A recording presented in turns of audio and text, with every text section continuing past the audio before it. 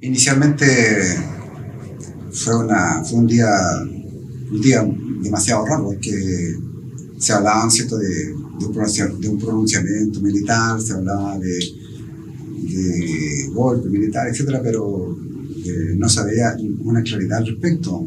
Lo que sí, yo me recuerdo que nosotros, casualmente, el 11 de septiembre era el día que en Chile nosotros celebramos el día del maestro, el día del profesor.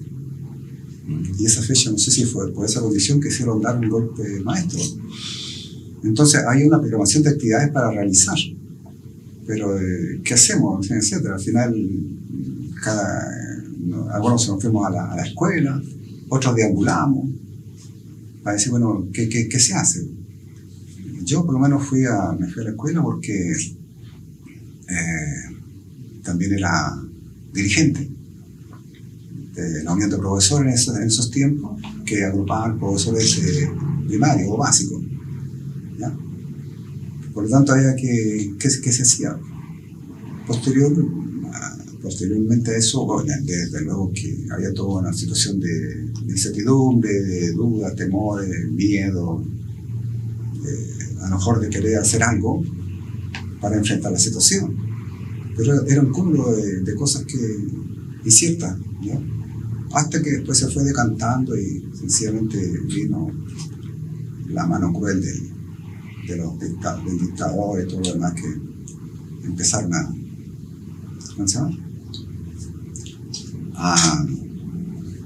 buscar personas con identidad. En el caso mío, yo vivía en una población que se llama Cartavio, en Curepó. Mi casa está en la población de Rongallo. Son dos sectores suburbanos, ¿ya? Y que por lo menos me permitían a mí transformarme sin tener movilización ni nada por el estilo. Para mí fueron días bastante complicados, porque yo en ese entonces era dirigente también del Sindicato Único de Trabajadores de Educación, y yo también tenía la militancia del Movimiento de Izquierda Revolucionaria. Entonces yo no sabía en qué momento iban a irme a buscar a la escuela, porque conocía a todos mis compañeros que fueron torturados, que fueron asesinados, y muchos de los que hasta el día de hoy son desaparecidos. No fueron nunca a buscarme, pero en marzo del año 74 tengo que presentarme a la Dirección Provincial de Educación, y me envían relegado a Chañaral.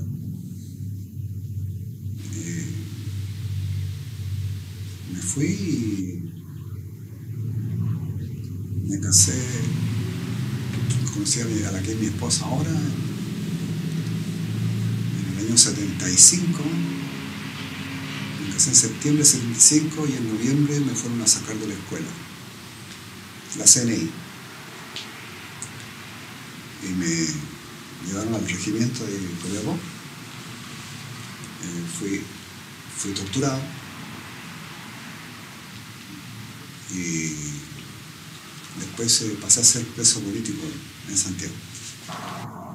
En noviembre me fueron a sacar de la escuela. Estaba tomando examen con otro colega, dentro de la poca memoria que me queda, recuerdo eso, hasta mayo del 76, cuando vino Kissinger con dólares para canjear dólares por presos, como una forma generosa de decir: nosotros no tenemos nada que ver con esto. Entonces salieron muchos compañeros hacia el extranjero, hacia el extranjero, y los demás nos quedamos acá en Chile. Ustedes mencionan en el documento a Iván Núñez Prieto, que yo estuve con él, que era uno de los creadores de la ENU. Claro. Estuve con Carlos Morales Arellano, que también era uno de los fuertes, digamos, ideólogos que estaban en el ministerio. Y también estuve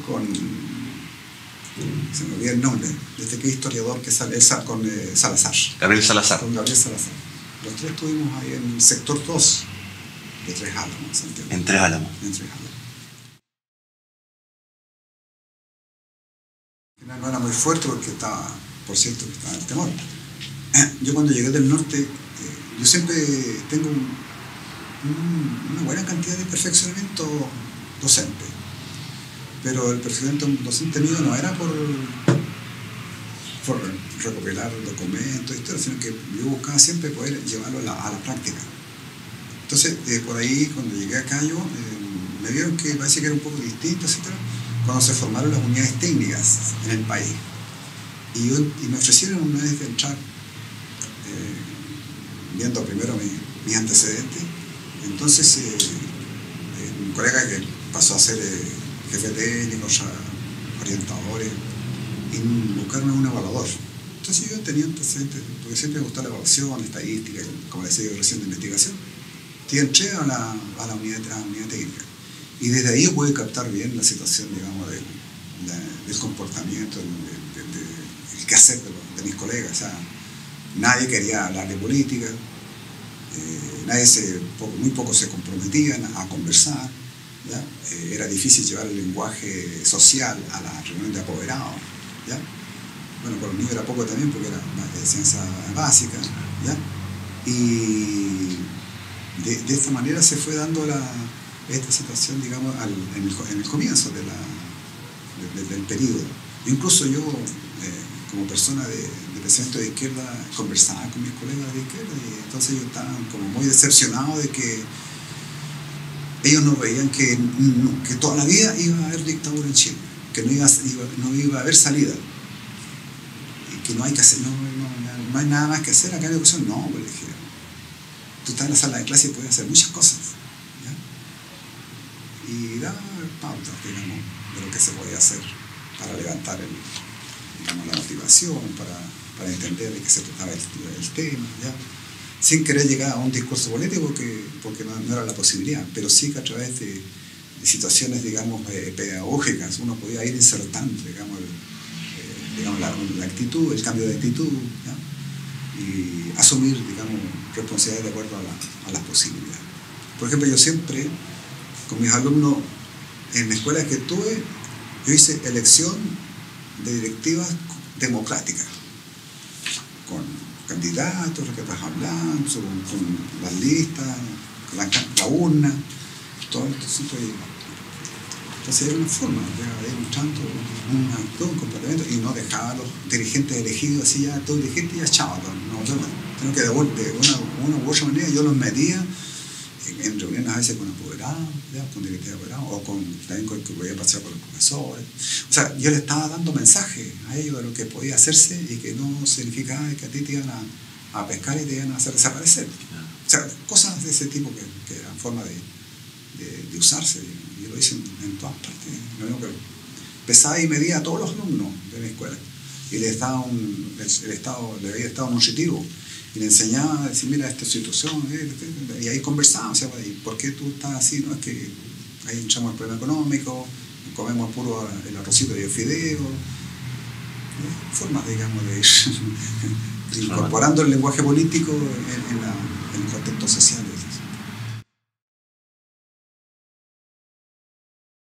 Bueno, pésimo. O sea, con una síntesis. No sé cuántos jefes de departamento tuve yo acá en Coquimbo y todos salían por inoperantes. E incluso cuando llegaron estas platas no me acuerdo el nombre de la sigla, pero eran dinero que llegaron del Estado para mejorar la calidad de la educación.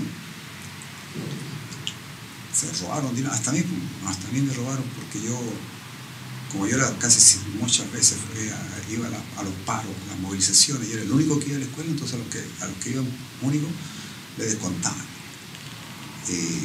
Me acuerdo la última movilización, digamos, 4 que veníamos de diferentes escuelas, a los 4 nos descontaban plata. Desde entonces me quedaron debiendo como 800.000 pesos hasta la fecha. O sea, los dineros de educación prácticamente se utilizaban para cualquier cosa en el municipio. Todavía están investigando acá al último alcalde. Y pienso que en muchas partes del país tiene que haber sucedido lo mismo. O sea, en Copiapó yo tengo un poco de historia por ahí, que también no sé si se dará parado la investigación, pero hay mucho dinero de educación que no se sabe, digamos, el destino, cuando estaban ahí. Se me olvidó el nombre del alcalde. Incluso tengo un colega que era medio, era normalista y también no sé hasta qué punto él tenía que ver uno con el tema, a lo mejor no tenía nada que ver porque él era un subordinado del alcalde, ¿no? Pero la municipalización fue, para mí no fue ningún aporte, al contrario fue más pérdida que avance, o sea, que se podría haber ejercido un ejercicio más democrático de la educación en las comunas, para haber levantado propuestas y cosas así. Por lo menos acá de lo que yo, Coquimbo. Claramente eso surge a partir de la Constitución del 80 y nosotros como desde la GECH siempre estuvimos en contra de la Constitución del 80, por lo tanto el pasar a ser parte de la municipalidad o de los municipios era exacerbar el tema de la subvención estatal, o sea, el tema, ahí se impuso lo que fue la subvención estatal, en que ya el Estado no se hace cargo de la educación, sino que es una entidad sostenedora. Y en este caso fueron los alcaldes, que los alcaldes de esa época eran todos pro a la dictadura, por lo tanto fue un golpe duro para los profesores ese traspaso. Fue un golpe duro, porque no fueron finiquitados jamás de sus procesos laborales que habían tenido antes y que todavía existe la deuda histórica para el profesorado de esa época. Y por otro lado, porque aparece el tema de la subvención y el clientelismo dentro del concepto educativo, que para nosotros eso fue una aberración terrible, el tener que enfrentarle y que dura hasta el momento, que todavía no logramos sacarnos de encima lo que significa la educación subvencionada en este país. Mi título es profesora de Estado, o sea, nosotros antes teníamos carrera docente, éramos profesores de Estado, el Estado se hacía cargo de la formación y había todo un trabajo y una carrera docente que estaba establecida, que todo eso se perdió hasta el día de hoy, que no se ha logrado restituir de alguna manera. Era muy difícil, por un lado porque salimos de la universidad con una preparación muy básica en torno a lo que es la educación. Por lo tanto, muchas de las cosas que estudiamos las hicimos entre nosotros. En dictadura, en la universidad, hubo muchas cosas que no vimos. Yo como profe castellano jamás vi a Neruda, por ejemplo, en profundidad. Por lo tanto, enfrentarse a la situación de enseñar con una debilidad de formación implicó reencontrarnos con muchas personas que estábamos en la misma situación y estudiar entre nosotros. Nosotros igual pasábamos esos contenidos y todos pasábamos por muchas cesantías en esos periodos. Ahora, lo principal que hacíamos cuando iniciábamos nuestro trabajo docente fue organizarnos y eso fue importante para poder mantenernos en forma para enfrentar lo que significaba la docencia. Existían en ese periodo lo que eran los talleres de educación democrática, que eran muy interesantes y que se trabajó en algunas partes de las comunas y especialmente desde las ONG que trabajaban en educación, y eso suplía de alguna u otra forma formaciones no recibidas durante la universidad. En general, los profesores tenían temor. Ahora, yo era una persona que militaba y que milité desde la universidad, por lo tanto, cuando llegaba a un colegio a trabajar, era con la idea de formar asociaciones gremiales. Nosotros cuando ingresamos a la GECH, como no éramos una organización ligada al Estado o que fuera reconocida por el Estado, armábamos asociaciones gremiales para poder organizarnos a nivel de escuelas y de comunas. Y logramos tener organización en todas las comunas. Pero era harto temor, costaba que los profesores, la mayoría de los profesores se incorporaran, pero de a poco se fueron incorporando, sí. El colegio de profesores existía, pero existía con directivas puestas por la dictadura, por lo tanto no era una organización que a nosotros nos sirviera. Posteriormente, a través del trabajo que se hizo en la GECH, se ganó el colegio de profesores y ya la GECH no tenía sentido de continuar porque ya estábamos en el colegio de profesores. Pero eso fue un camino que se hizo hasta el año 87, 88, no tengo muy claro los años. La GECH fue una instancia importante de encuentro de la docencia en general en nuestro país. fue una punta de lanza en lo que a temas de docencia, temas laborales, a cuidarnos también. La JEC pudo tener juristas que nos ayudaban cuando caíamos detenidos, que nos iban a buscar. Teníamos la terrible experiencia de la muerte de Manuel Guerrero, por lo tanto había todo un trabajo interno que se hacía desde los partidos políticos que estábamos en la JEC y desde la gente que no era de partidos políticos que participaba en la JEC.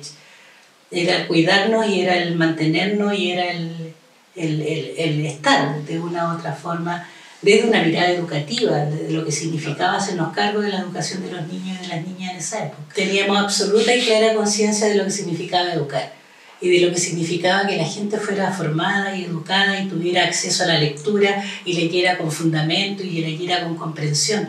Por lo tanto, había una tremenda responsabilidad que teníamos cuando nos enfrentábamos a los cursos. Nosotros nos la jugábamos por los chiquillos, los cuidábamos, porque igual sabíamos que andaban haciendo cosas, entonces sabíamos lo que les podía pasar, porque ya teníamos la experiencia de las atrocidades que cometía la dictadura, por lo tanto había ahí un tema de responsabilidad social que teníamos desde la JEC, porque no fue solo, sí, surge desde la coyuntura y la necesidad de enfrentar al dictador y lo que significaba en ese periodo, pero también surge como una necesidad de hacernos cargo de la educación. A mí me gusta el concepto de colegio.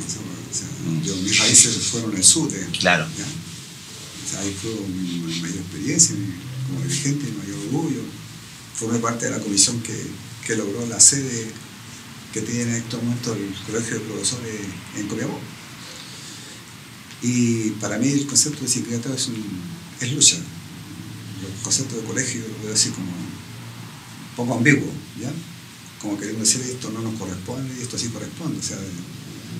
O se dedica solamente al tema,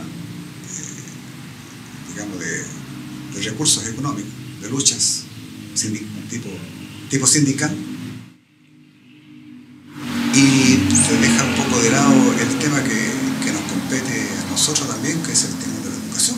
Por ejemplo, de esto. Claro. Esto surgió de la base social, del magisterio. O sea, todo. Yo llegué al evento nacional porque venía de, ¿cómo se llama? Porque venía de la base social y convergencia. No fuimos algunos que, oye, ¿quieres ir tú? No, fue todo un trabajo, pero un trabajo bueno, que nunca se tocó. Entonces, siempre yo también estuve en el colegio de profesores y también no es una institución para mí que vea no solamente los temas reivindicativos, sino que también tendría que meterse en el tema educacional. Claro. ¿No? Y eso yo no lo he visto. Y cuando he tirado esas cosas, uno queda medio solo. Entonces, bueno, tantas luchas que se han dado a través que se dieron en el SUTE, que fueron mucho más beneficiosas que las tantas luchas que hemos tenido en el colegio de profesores, porque el SUTE involucraba, ¿cierto?, a todos los trabajadores de educación. Claro. En cambio el SUTE es de los profesores. El colegio, claro. Y en una función, digamos, fuertemente reivindicativa, con muchas luchas y con pocos logros. O sea, me gustaría tener una historia de cuántas veces tuvimos que hacer huelga y cuántos efectivamente al final logramos de éxito. Fueron muy pocos. Por eso que el profesor está como está en Chile, aunque con la compañera Bachelet hubieron mejoras económicas en el magisterio. Manuel Guerrero era el presidente de la JEC, Natino era apoderado del colegio donde hacía clase Manuel, aquí en el latinoamericano, que está muy cerca. Fue terrible porque Manuel Guerrero era el presidente de la JEC y había tenido una trayectoria interesante y había logrado aglutinar distintas corrientes políticas al interior de la JEC. Y no solo fue él murió, pero hubo heridos, hubo compañeros que estuvieron baleados, entonces fue una experiencia bien dura de enfrentarla. Y lo que vino después, la JEC fue allanada posteriormente, cuando se supo que habían sido carabineros, fueron allanados, fuimos hostigados muchas veces. llegaron a rompernos la sede que teníamos en Lord Cochrane. Yo estaba recién entrando a la HECH, éramos del Frente de Profesores Jóvenes y estábamos como enfrentándonos a esa situación que se vivió en la HECH.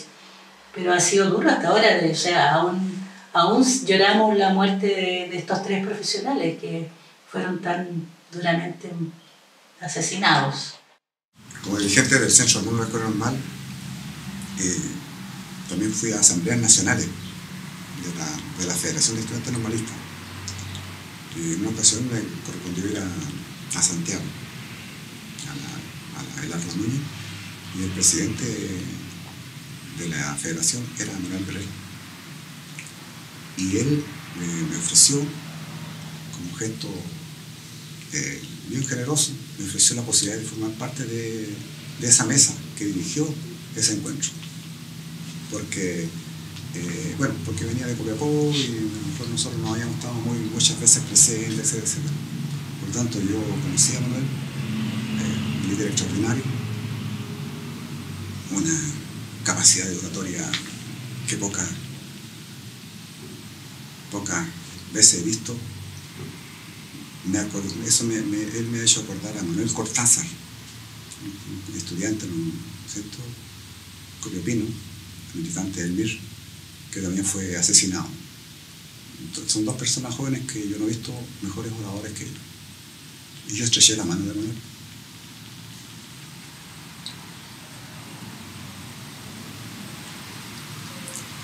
Entonces, que luego tener cuidado por pensar. Eso es lo que hacía en Chile.